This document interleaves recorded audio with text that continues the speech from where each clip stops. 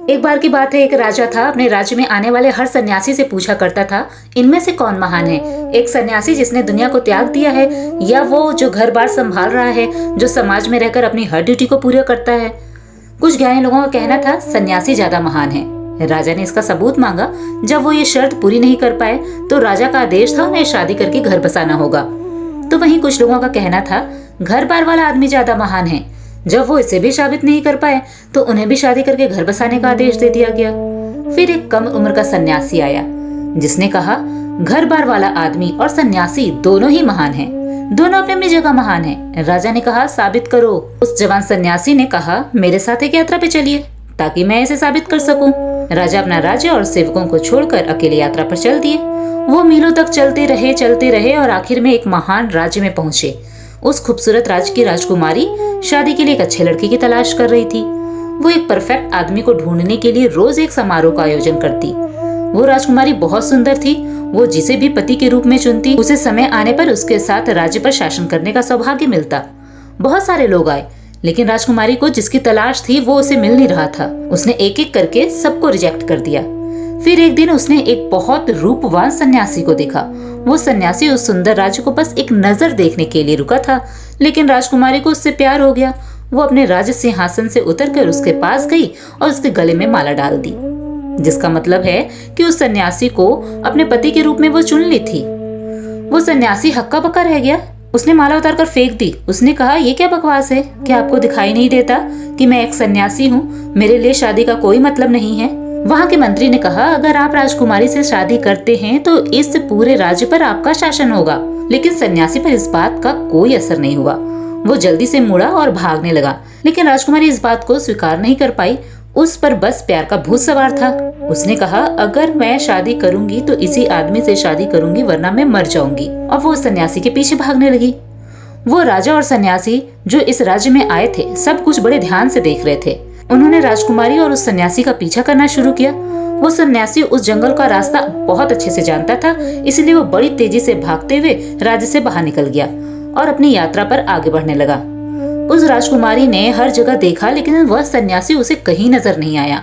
वो बहुत थक गई थी। एक पेड़ के नीचे बैठकर वो सन्यासी की याद में आंसू बहाने लगी। वो रास्ता भटक गई थी और उसे कुछ समझ में नहीं आ रहा था कि वो क्या करे। तभी वो राजा और सन्यासी उसके पास गए।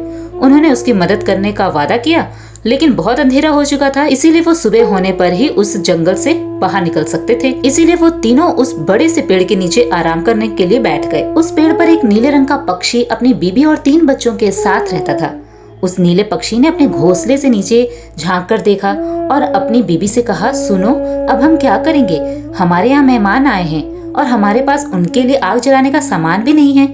इस कड़ाके की ठंड में वो ठिठुर रहे होंगे। इसीलिए वो पक्षी नीचे की तरफ उड़ा और एक जलती हुई डाल को उठा लिया। वो उसे अपनी चोंच में दबाकर अपने मेहमानों के सामने रखाया। उन तीनों ने उसमें और भी डालियां डालकर एक अच्छा बॉनफायर बना लिया, लेकिन अभी भी वो पक्षी चिंतित था। उसने बीबी से कहा, अब हम क्या करेंगे? हमारे पास उन्हें देने के लिए खाना भी नहीं है। उन्हें बहुत भूख लगी होगी। फिर उसने जो किया वो उसकी तो आप कल्पना भी नहीं कर सकते। उसने खुद को ही उनके सामने पेश कर दिया। वो उस आग में कूद गया। उन तीनों ने उसे बचाने की बहुत कोशिश की, लेकिन आग ने उसे भून कर रख दिया था। अब उसकी बीवी ने सोचा, यहाँ तो 3 मेहमान हैं, सिर्फ एक पक्षी काफी नहीं है। उसने सोचा अपने पति की मदद करना उसकी ड्यूटी है और इसीलिए उसने भी आग में छलांग लगा दी। अब घोंसले में उनके 3 बच्चे अकेले रह गए थे। उन्होंने अपने माता पिता को ये सब करते हुए देख लिया था। वो तीनों इस बात से सहमत थे कि उन्हें अपने माँ बाप की ड्यूटी का पूरा करना होगा। वो तीनों भी आग में कूद पड़े और आग ने उन्हें भी भून कर रख दिया। अब वहाँ 5 पके हुए पक्षी थे, लेकिन राजा, सन्यासी और उस राजकुमारी का मन नहीं माना। वो भौचक्के होकर ये सब देख रहे थे कि इन सब पक्षियों ने क्या किया। उन तीनों की भूख ही मर चुकी थी। वो बस सुबह होने का इंतजार करने लगे।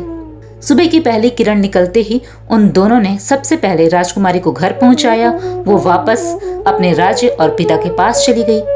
अब उस सन्यासी ने राजा को समझाया, हे राजन, आज आपने एक बहुत अच्छा सबक सीखा है। हर इंसान अपनी अपनी जगह पर महान होता है। एक की ड्यूटी किसी दूसरे को देने की जरूरत नहीं है।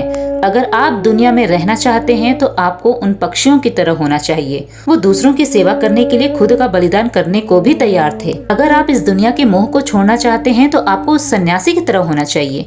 एक सुंदर लड़की और इतने धनवान राज्य का राजा बनने का सुख भी उसे ललचा नहीं पाया। तो दोस्तों, ये कहानी हमें बहुत कुछ सिखाती है, बहुत कुछ बताती है। इस कहानी से आपने क्या सीखा, आप हमें कमेंट बॉक्स में लिखकर बता सकते हैं या वीडियो को लाइक शेयर करके अपना फीडबैक दे सकते हैं।